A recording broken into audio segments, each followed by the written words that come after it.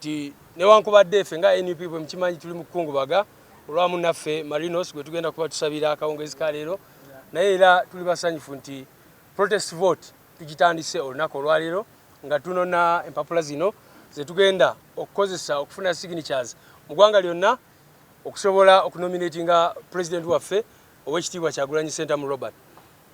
Signatures zino ze basabye ffe nga NUP tusobola n'okufuna emirundi nga 1000 kubanga buli omu abadde yeesunga baagala tubaleetere forms zino era tujja balaga.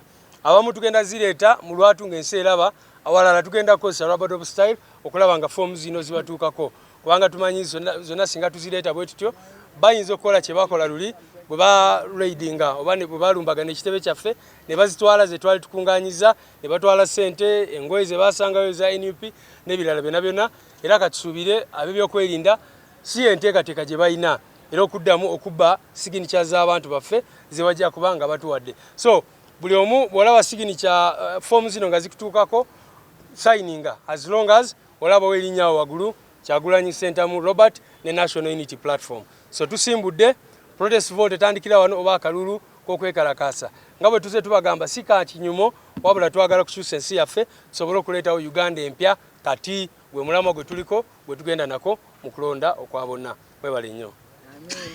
Excited to be here today as we embark on this protest vote.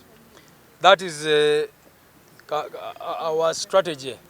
And as we told you people when we unveiled our president's portrait the other day, our campaign slogan is a new Uganda now. A new Uganda now is what we are going to be preaching to the whole country.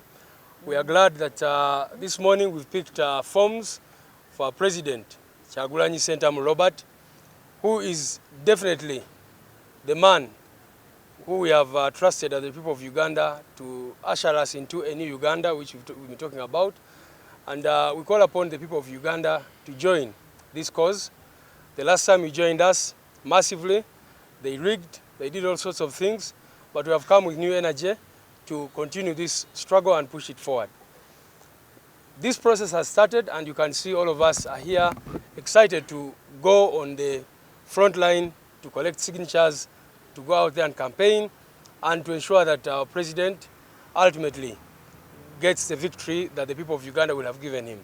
But you know that it is a challenging journey. You remember the last time we picked forms like we have now, and a few days later, after going through a lot of work to fill them, the military and police raided our headquarters and stole those forms, stole money and all sorts of things. We hope they are not planning to do the same thing now. But we also want to tell them that regardless of what they do, like Mama said, we are a locomotive on the move. And so nothing is going to stop us, nothing is going to derail us. The last time they did it, they took away our forms and people were able to come in very, very quickly and give us new signatures and were able to nominate our candidate. And of course, they have been doing all sorts of things as you can see. But we are telling them that we are watching and we shall be following. Basi one banyabo, olunaku olwaleero tuli basa